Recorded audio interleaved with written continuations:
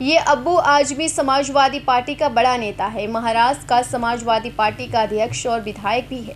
ये कह रहा है कि भारत का जो संविधान भवन है वो वक्फ बोर्ड की जमीन पर बना है, इसीलिए भारत सरकार संसद भवन का किराया वक्फ बोर्ड को दी। बदरुद्दीन अजमल साहब एक जिम्मेदार इंसान है, मेंबर ऑफ पार्लियामेंट रह चुके हैं।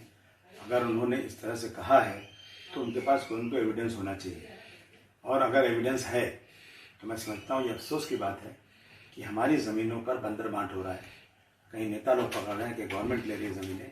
ये ज़मीनें अल्लाह के रास्ते में वक्फ की गई हैं।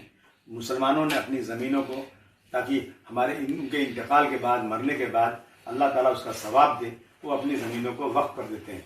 और इस देश में 9 लाख एकड़ ज़मीन मुसलमानों की कहते हैं, अभी तो हम सुन रहे हैं, खबर ये है। और इन ज़मीनों का बंदर बांट हो रहा है। इसके पहले आपने देखा था कि जब 1986 में शाहबानो केस हुआ था तो सुप्रीम कोर्ट ने कहा था कि वक्फ बोर्ड की ज़मीनों से जो पैसा आएगा ना, उससे इन तलाकशुदा औरतों का की परवरिश होना चाहिए। आप देख लीजिए, आप अगर ये ज़मीन का एविडेंस उनके पास है तो तुरंत, मैं तो नहीं कहता हूँ कि ज़मीन खाली हो जाएगी, पार्लियामेंट बन चुकी है, सम्मान है उसका, लेकिन वो लीजी बन सकते हैं।